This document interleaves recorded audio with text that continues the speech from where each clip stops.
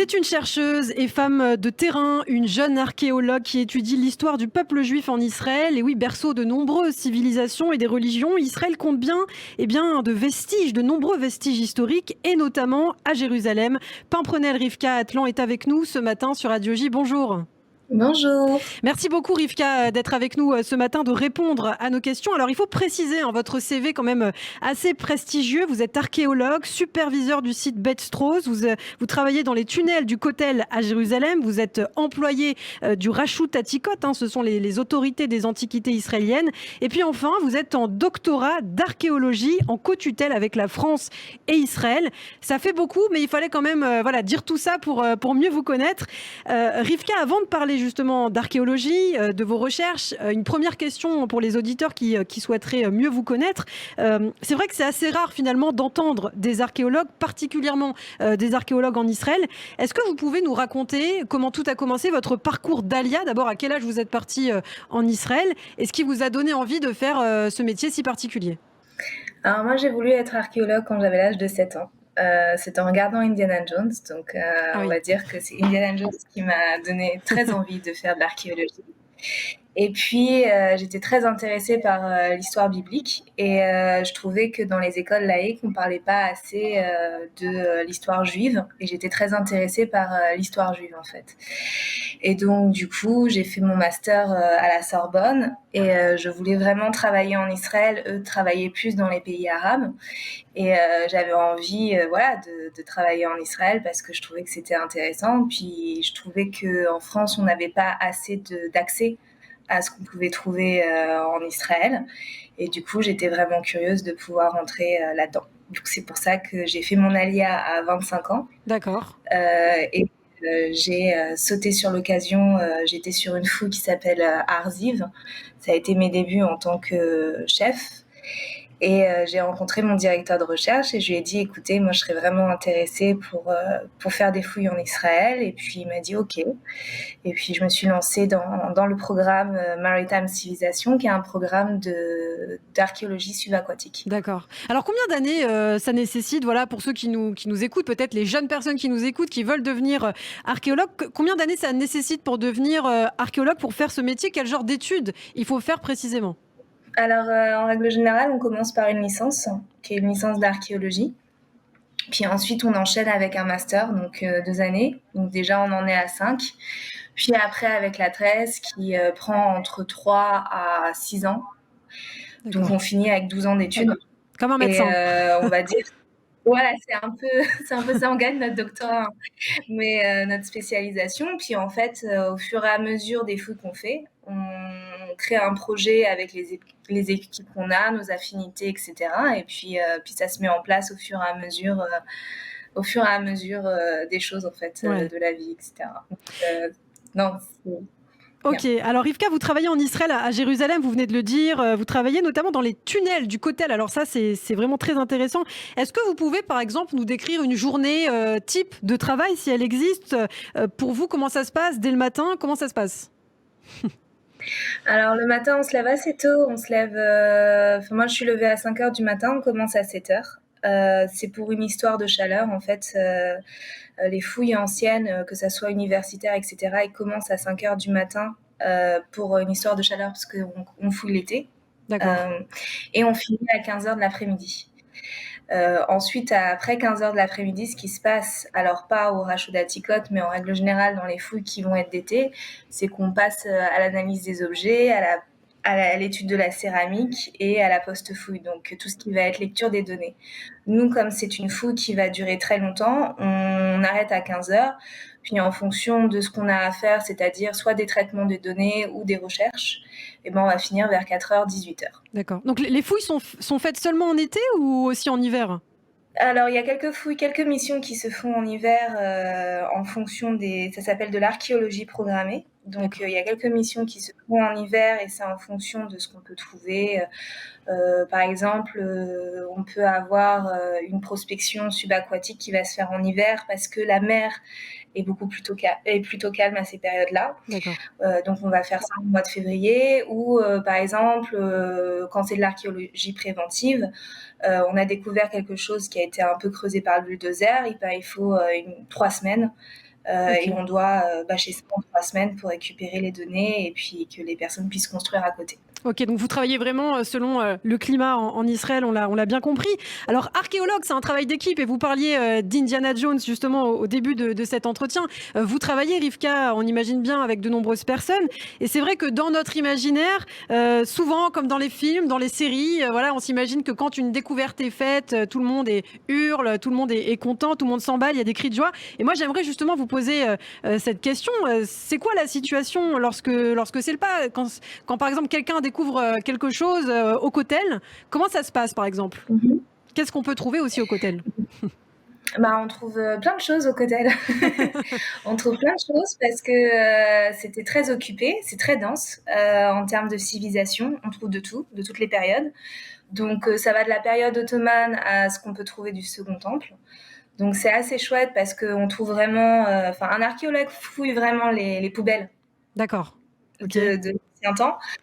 Donc on trouve des objets assez intéressants. On peut trouver par exemple une céramique intacte, complète, dans une fosse. Donc pour des gens, ça ne va pas dire grand-chose, mais pour nous, ça va avoir des valeurs très intéressantes par rapport à l'agriculture, etc. Et donc du coup, ça met tout le monde dans tous ces états.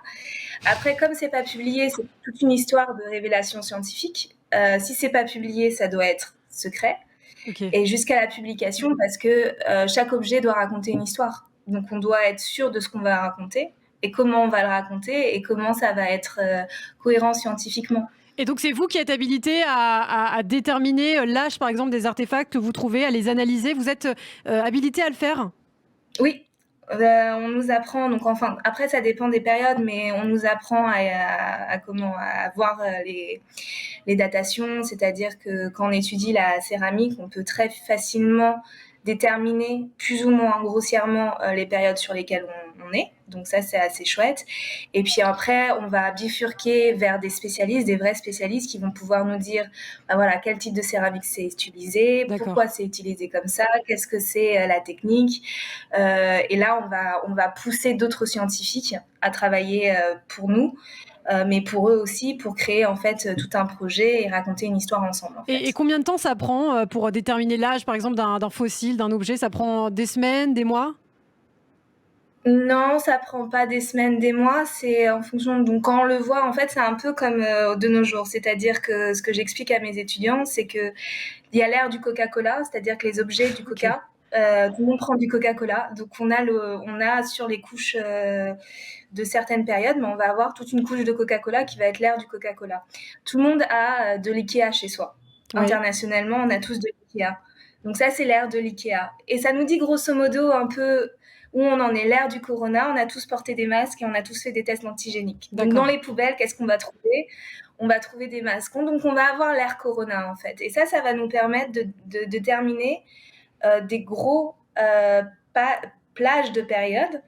Et ensuite, on va aller plus en profondeur, et ça peut prendre 3, 4 mois, 6 mois en fonction du spécialiste qu'on a, Ouais. ou un an en fonction de ce qu'on veut Ouais. raconter. Si Ok. par exemple, on veut raconter la vie, qu'est-ce qui se passait au Cotel dans les périodes, je sais pas, byzantines, alors qu'il n'y avait pas de juifs, par exemple, bah, on va plus creuser et on va regrouper plusieurs objets ou plusieurs architectures et on va essayer de raconter une histoire dessus. Hmm.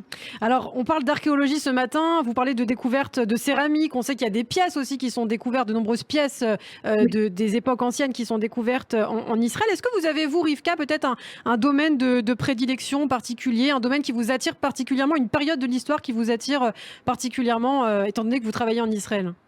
Alors moi, j'étais très très intéressée par le bronze moyen, donc c'est 2000 avant notre ère, enfin c'est 2000 1550 avant notre ère, donc ça remonte à très loin. Et en fait, c'est la période des patriarches, comme on pourrait grosso modo le dire. Et en fait, j'étais très intéressée par les contacts entre la Mésopotamie, l'Égypte et le pays de Canaan. Maintenant, comme j'ai bifurqué sur le Cotel, je suis beaucoup plus intéressée sur tout ce qui va se passer comment en fait tout ce qui est autour du Kotel, tout le système d'urbanisation dans les différentes périodes se sont construites en fonction du Kotel en fait. Ok. Et est-ce que c'est compliqué? Bon, on imagine que c'est quand même très compliqué à Jérusalem. Comment vous obtenez des permis pour creuser? Vous travaillez donc avec le gouvernement israélien, hein, c'est ça? C'est lui qui vous donne les permis pour travailler? Alors, c'est le Rashut Atikot qui donne des permis pour travailler. Donc après, je ne sais pas comment ça se passe, mais en fait, toute l'archéologie est contrôlée par le Rashut Atikot en Israël. Donc, il n'y a pas on ne peut pas creuser comme ça en Israël. Il faut absolument avoir l'autorisation du Rashut Atikot qui, lui, dessert tous les permis. Et même dans le bâtiment, c'est-à-dire que si quelqu'un veut construire une maison en Israël, si c'est un endroit où il y a des sites antiques à risque, il est obligé d'avoir le permis du Rashut Atikot. C'est-à-dire que les antiquités sont complètement contrôlées par le Rashut Atikot. Et on est obligé d'avoir des permis d'eux pour tout. D'accord. Et actuellement, vous travaillez sur un projet en particulier, en ce moment même, à l'heure où on parle. Je sais que vous terminez votre thèse. Sur quoi portait justement cette thèse et actuellement sur quoi vous travaillez? Alors, moi, ma thèse était sur les fortifications du bronze moyen, donc 2000-1550 avant notre ère. Et en fait, j'adore l'architecture, donc je travaillais sur l'architecture. Donc tout ce qui est les systèmes fortifiés, et j'essayais de comprendre comment une architecture peut avoir aussi une propagande politique. Et donc j'ai étudié les systèmes de propagande, mais aussi de comparaison entre entre les régions, donc la Syro-Mésopotamie et tout ce qui était de l'ordre de la Grèce, etc. Et j'ai réussi à prouver que la fortification, enfin ma théorie, c'est que la fortification, elle peut aussi jouer un contrôle politique et économique. Et donc, c'est-à-dire qu'on s'en servait comme contrôle pour tout ce qui est le commerce.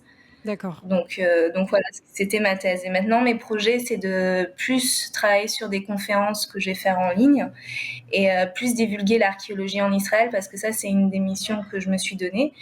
J'ai travaillé avec la Fondation Israël Archéologie. C'est de pouvoir promouvoir l'archéologie un peu à l'international. De ce conflit en Israël, toutes les périodes.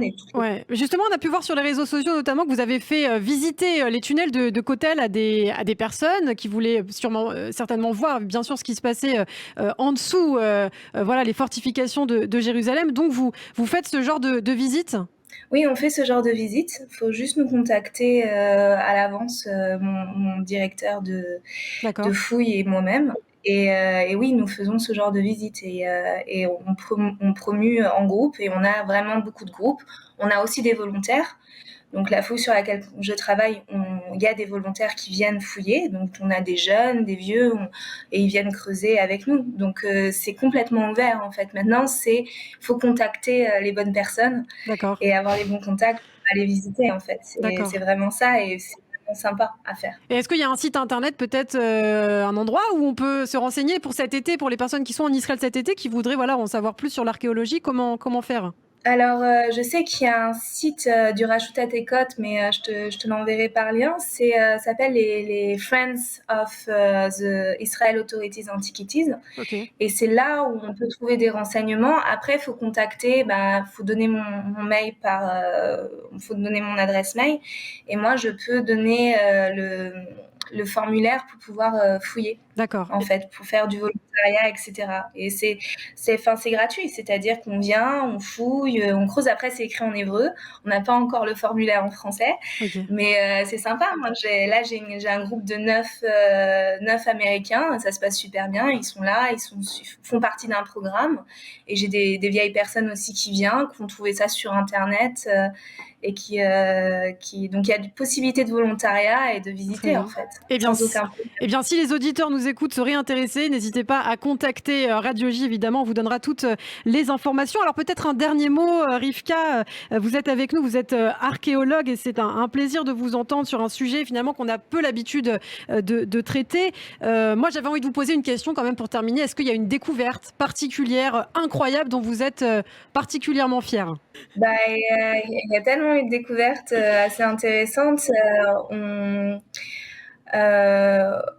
Ce qui peut me revenir en mémoire, c'est la découverte qu'on a fait, qui est extrêmement publiée maintenant, qui est du bateau Magan Michael II, qui est en fait une épave byzantine non, c'est pas, oui, c'est une épave byzantine, je crois, non, de la période islamique. Et en fait, on trouve carrément des traces de plusieurs populations, civilisations, donc juifs, musulmanes et chrétiennes, qui partaient en bateau et qui faisaient leurs affaires commerciales ensemble. Et les céramiques sont intactes, c'est-à-dire qu'on a trouvé les céramiques avec les morceaux de lentilles dedans, avec les lentilles dedans. Et donc, ça nous donne énormément de données sur ce qu'ils mangeaient. Et on a des pots aussi avec des couverts qu'on suppose que c'était cachère. Donc, ça donne une donnée dans ces périodes. Je crois que c'est entre les byzantino-omeyyades, si je me dis bien, c'est vraiment dans ces périodes-là. Et ça nous donne voilà, une idée sur la qualité de vie que ça pouvait être en mer. Eh ben, c'est magnifique. Merci beaucoup, en tout cas, pour toutes ces précisions. Pimprenel Rivka Atlan, archéologue, d'avoir été avec nous ce matin. Et donc, si vous souhaitez eh bien creuser en Israël cet été, vous intéresser à l'archéologie, n'hésitez pas à nous contacter sur Radio J. On vous donnera toutes les informations et vous pourrez rencontrer la très sympathique Rivka, peut-être en Israël, avoir la chance de la rencontrer. Merci beaucoup. À très bientôt. Merci beaucoup, Nana.